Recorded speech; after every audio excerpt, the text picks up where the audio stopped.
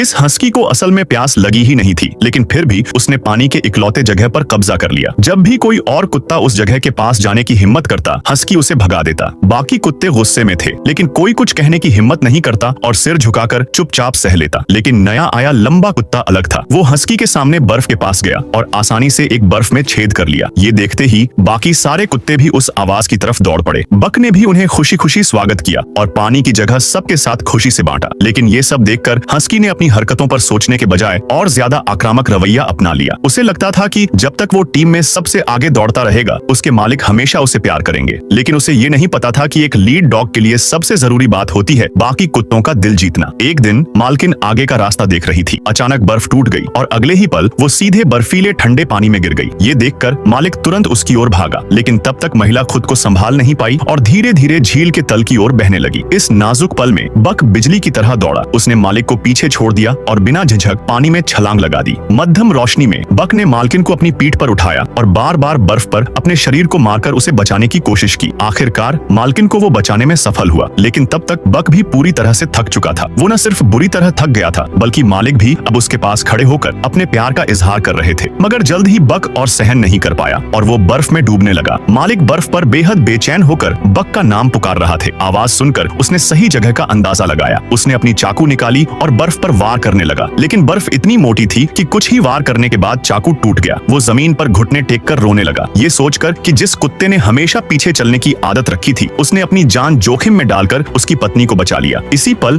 उसने देखा कि कोई उसे एक औजार पकड़ा रहा था। उसने बिना कुछ सोचे उसे पकड़ लिया और फिर से बर्फ को काटना शुरू कर दिया। लेकिन अचानक उसे कुछ महसूस हुआ। मुड़कर देखा तो पाया कि उसे छड़ी पकड़ाने वाला और कोई नहीं बल्कि खुद बक था, जिसे वो लगातार याद कर रहा था। बक को अपने मालिक के करीब देखकर पास खड़ा हस्की इतना गुस्से में था कि उसके कान तक मुड़ गए।